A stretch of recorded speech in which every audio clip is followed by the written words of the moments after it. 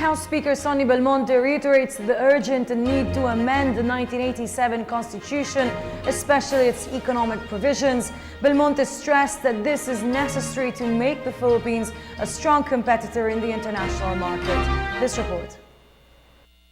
Sessions in the House resume Monday. It is only 1 month to act on a list of priority measures before the Christmas break. The transmittal of the proposed 2015 national budget of 2.606 trillion pesos to the Senate for its consideration. After the Senate approval, both houses will convene a bicameral conference committee to finalize the budget to be signed by the President on December 15. Another major priority is the approval of the joint resolution to grant the President the authority to address the looming power shortage in Luzon for the summer of 2015. The marathon hearings and consultations on the proposed Bangsamoro entity. Also in the priority list are two measures championed by Speaker Feliciano Belmonte.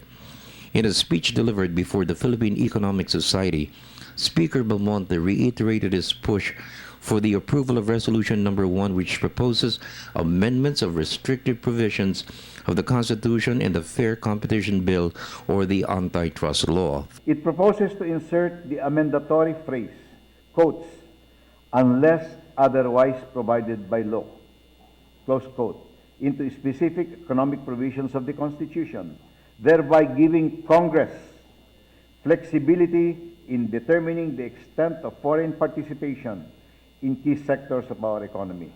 Many of these sectors are characterized by high concentration of ownership and lack of competition. This is simply because our Constitution forbids or limits the entry of foreign players in these sectors.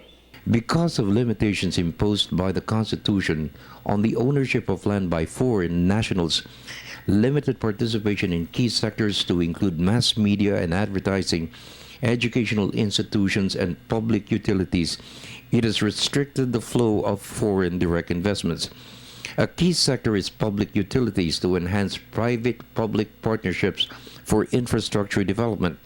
Belmonte stressed more foreign capital will boost the President's commitment of inclusive growth. I was told, for instance, that we have very few bidders in many of our public-private partnership infrastructure projects, especially those classified as public utilities, because of the limitation on foreign participation imposed by our Constitution. In fact, to tell you frankly, there is some talk amongst us in the House that there is no constitutional definition of the term public utilities, which is really such a limiting factor in our laws, and that perhaps it is possible for Congress to define public utilities in such a way that it will not be so restrictive as it is now, that almost anything could become a public utility. The approval of the Fair Competition Law is also a must to level the playing field of doing business in the Philippines. Belmonte stressed it's time to break cartels and monopolies which control key sectors of the economy. It is emerging to be a major concern that wealth is just concentrated in just 1% of the country's population, which account for 60% of the gross domestic product. Belmonte, some of these companies rose to the top not because of their productivity, but due to special privileges and connections with whoever is in control of government. The bill proposes to penalize anti-competitiveness agreements, abuse of dominant position, and anti-competitive mergers. It also proposes the establishment of the Philippine Fair Competition Commission, the government agency that shall be primarily responsible for enforcing and carrying out the competition law. A culture of competition notwithstanding, we should not rely solely on the enactment of a competition law.